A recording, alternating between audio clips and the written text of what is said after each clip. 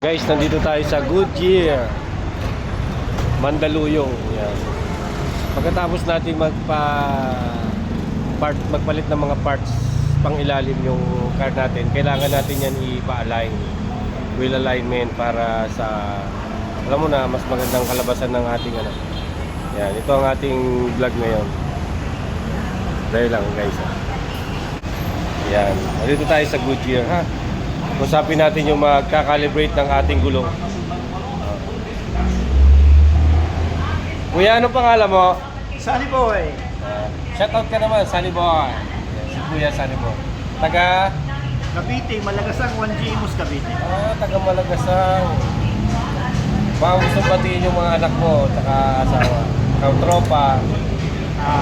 Sa asawa ko, mga anak ko, gusto kayo.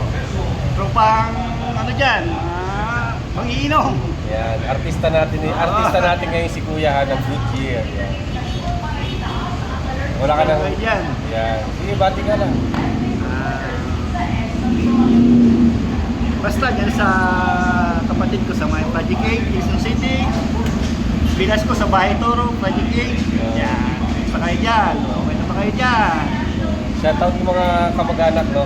Shoutout din ng family sa probinsya Bicol. Bicol. And Bulaños family. Dikyo sa family. Lahat-lahat. Saan sa Bicol? Sorsogon.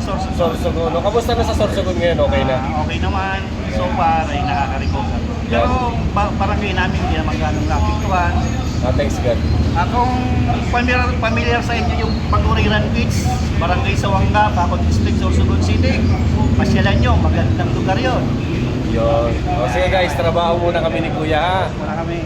Trabaho muna kami. Post lang. Yung instrumento ng pang lifter. No, lifter to boss, no? Ito, yan.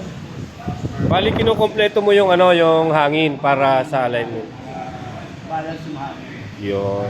Kaya tayo na Sa first procedure, kailangan balance ang hangin. Ito yung equipment na gagamitin yan for the calibration ng wheel alignment. Yan. Bali magka-calibrate tayo dito ngayon. Yan, ito yung gagamitin niya. Yan. Lalabas yan, may print yan, may record kung ilan ang degrees ng i-align.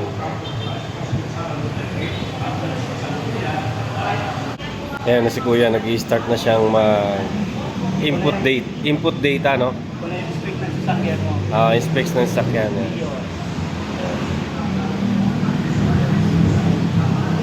Pakita natin si Kuya how to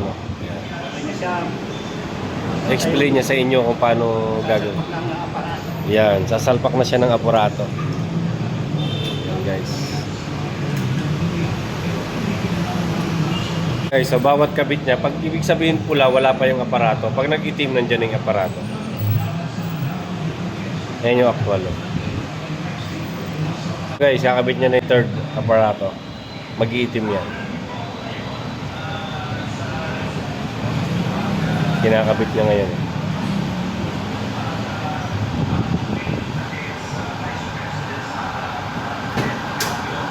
Ayan, nakabit na. Ayun pang port, dala niya na.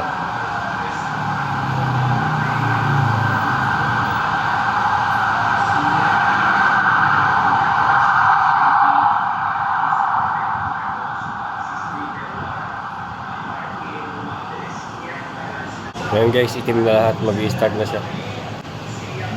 Ayan, lumabas na rin yung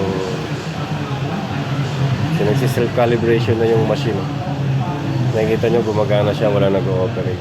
Nagsi-self-calibration.